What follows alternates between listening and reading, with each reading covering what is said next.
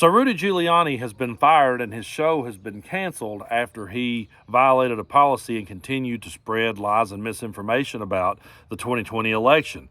Now, where does one go in MAGA's world when they've been canceled? They go to Steve Bannon, which is very ironic, and more on that later, but take a look at this clip. New York Times lead story just blasting across the tape. You've been fired by WABC, John Catsimatidis. Your show has been canceled. I understand now Dr. Maria Ryan's been fired. The number one show on Sunday mornings, the one you do with Dr. Maria Ryan, that's been canceled. Any truth? Because the New York Times is full of fake news. Is this true? No, it's absolutely true. We're also the leading show at 3 o'clock in New York, leading Hannity, for that matter. Now, you were fired. Hang on. You're fired. I want to be very specific. Well, you were fired because according to the New York Times because you talked about the 2020 election, and John Catsimatidis says it was nothing only but fallacies. 1,000 times. Yeah, well, I don't know what, I talked about the 2020 elections from the day I realized they were fixed until now. And I've talked about it on that station, I would say 1,000 times. They now tell me there was a policy that I wasn't allowed to talk about the 2020 elections. I never heard about the policy until yesterday. So he sits there and brags about, oh, yeah, I've talked about it 1,000 times. Then he gets fired for continuing to talk about it and then goes on Steve Bannon's show and continues to talk about it. Why do these people not understand when it's best to just keep your mouth shut? Why is it that they're these supposedly these smart businessmen that knows everything? They know all the secrets that you and I don't know, but yet they don't know when it's best to just not say anything at all. Now, according to the New York Times, Rudy was warned several times to stop talking about it. And I imagine it's because he's been criminally charged in both Georgia and Arizona. He's been the target of many recent lawsuits. He still owes $148 million to Ruby Freeman and Shay Moss for defaming them. Other networks have been sued for saying the same things that Rudy is saying. So I would imagine that the network didn't want to be sued and said, well, stop talking about that because if you don't, we're going to be next. But what does he do? He gets fired and runs over to Steve Bannon and continues to mouth off about it. And he's supposed to be this smart businessman. Obviously, he's not because he's losing everywhere he goes. But as always, they're going to gaslight. They're going to start blaming it on Joe Biden. Of course, he found a way to do that. Take a look at this clip. And the Wall Street Journal. The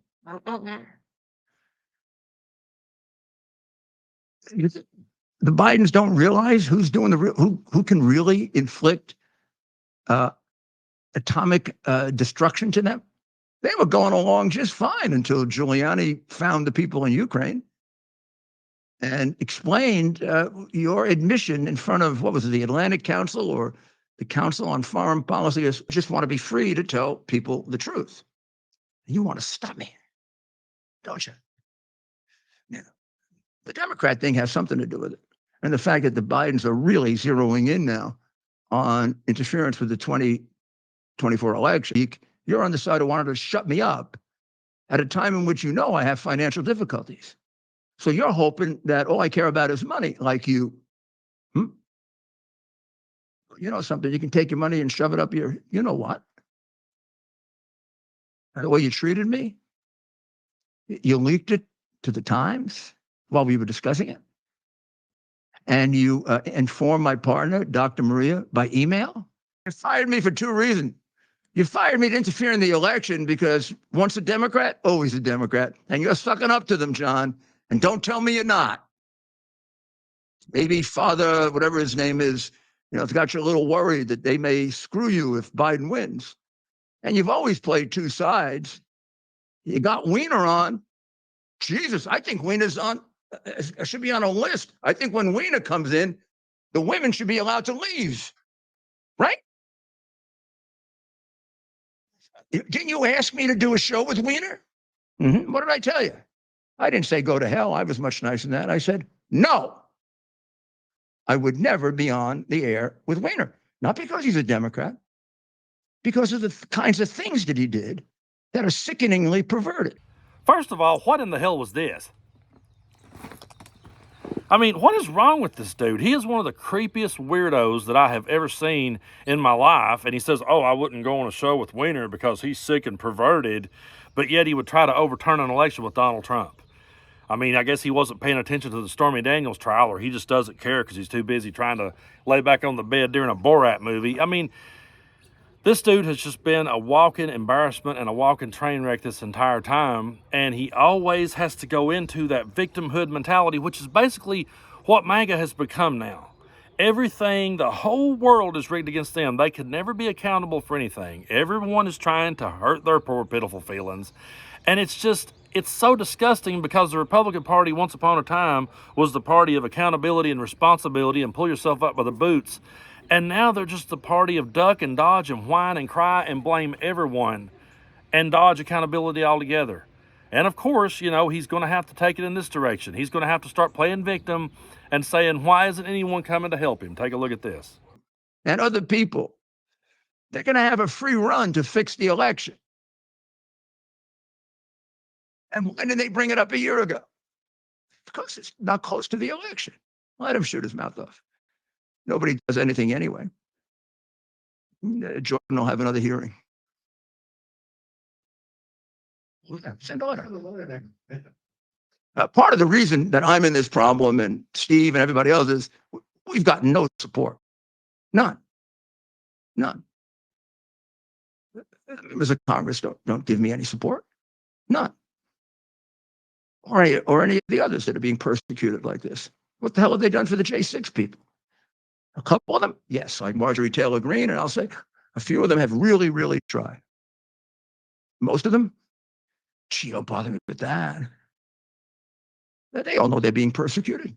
I can't count the times that someone has said to me, they're just doing this because it's an election year. They're just doing this because Biden's trying to get reelected. If it wasn't for that, they wouldn't even be talking about it. No, it's not about Biden trying to interfere in the 2024 election. It's about them trying to interfere in the 2020 election and them being held accountable for it. They're being held accountable now for what they did then. But they've just become the party of victimhood. They've become the party of pass the blame on everyone else. They've become the party of gaslighting and projecting who they really are onto everyone else. And when everyone else fires them and they got nowhere to go, they run to Steve Bannon. And that's really hilarious. I saved this clip for last because look at where Rudy might have his new job. Rudy, I want to announce right now, Real America's Voice, Rob Sigg, Stephen K. Bannon are going to put their heads together and figure out how we get Rudy and Dr. Maria over to Real America's Voice, because that may be the last platform of freedom in this country. Now, what's so hilarious about that is an appeals court just ruled to uphold Steve Bannon's conviction for denying the January 6th subpoena. So Steve Bannon could be on his way to jail, but he's offering Rudy a job. And they act like that his podcast is the last place for free speech. It's the last platform where they'll let us spew our bullshit. I am so sick and tired of watching these people make a mockery out of the First Amendment. I am so sick and tired of them making a mockery out of our courts and our system and our Constitution.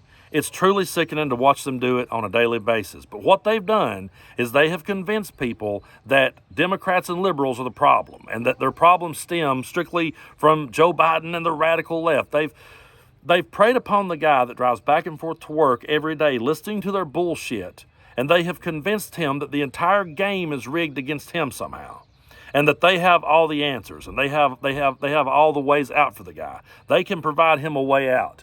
And then they have a scapegoat already built in, because anytime their evidence gets slapped down, they can say, we weren't allowed to show it, or it was a crooked judge, it was a radical left judge, the judge is highly conflicted.